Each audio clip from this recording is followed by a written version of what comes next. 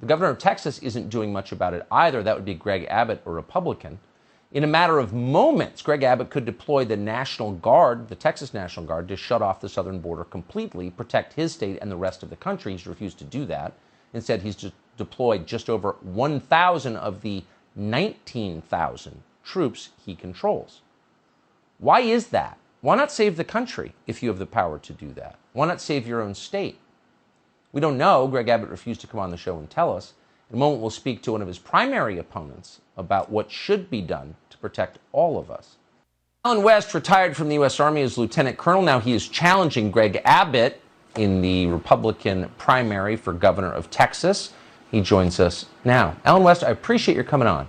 So we've expressed frustration because this is happening in a number of different states, but primarily in Texas. Texas has 19,000 members of the National Guard under the command of the governor. The governor has refused to use them to seal the border.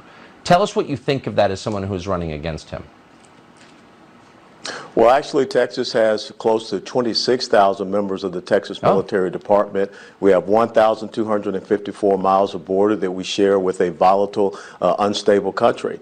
And just on Sunday, I sat down with some retired military planners, and we started a little mission analysis. And one of the simple things that you can do immediately, you can deploy 6,000 to 7,000 in those critical areas. I think another thing that has to happen is you establish a border control zone so that you don't have these illegal immigrants that are put on buses and they're shipped out, ferreted across the state of Texas and all across the United States of America. A key thing to that is that you've got to look at some of these 501c3 not-for-profit NGO organizations that is aiding and abetting illegal immigration, and you revoke their license to be able to do that and what they're doing, working with the federal government here in the state of Texas. But I think one of the most important things we have to do, besides putting a physical deterrent of troops on that border and enabling us and our Texas law enforcement to be able to detain, arrest, and deport people, since the federal government is not doing their constitutional duty, we've got to declare the cartels as transnational narco-criminal terrorist organizations, and therefore here in the state of Texas we can go after their resources, we can go after their financing. There are banks that I'm sure have cartel money in it. There are people that are working for the cartel on this side of the border, and you arrest them for aiding and abetting a terrorist organization. So those are some of the initial things that I would do. All of them are so sensible, my jaw is open. I'm wondering why they haven't been done months into this disaster. Do you have any idea? Well, you would have to ask the person that's currently the governor that obviously refuses to go on your show but goes on other shows where he feels he has a nice listening audience. But the thing is that we saw this coming. We have seen the Biden administration institute unconstitutionally by executive order an open borders policy. Now, Texas is a sovereign state. And as you stated in your opening monologue, who would ever want to be president and not want to protect the sovereignty of the United States of America?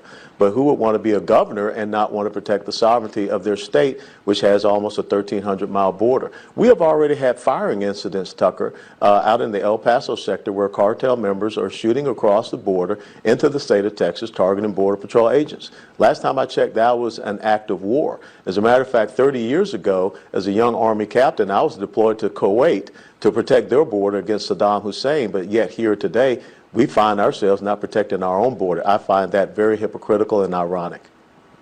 Well, now you're speaking like a Texan, and I think, let me just ask you one question. It's a political question, but any governor, particularly this governor in this state, who took a stand to protect the other 49 states from what is an invasion that's really going to harm this country, anyone who did that would instantly be a leading candidate for president. People want that so badly. It just, on every level, on the level of duty, the moral level, and on a political level, it seems insane that he hasn't done this.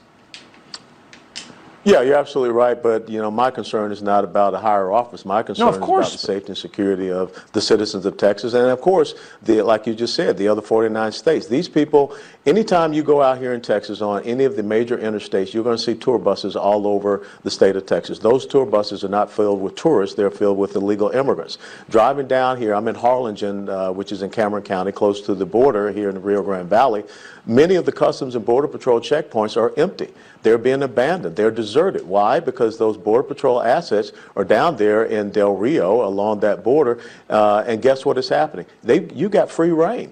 And so it is not just that little corridor where that bridge comes across in Del Rio. Think about the other 1,253 miles where people have free reign to come across the border into the state of Texas, and there are no checkpoints out there. That's why Texas is the #1 state in the United States of America, maybe #2 for human and sex trafficking. Dallas and Houston are the top 2 cities in America for sex trafficking.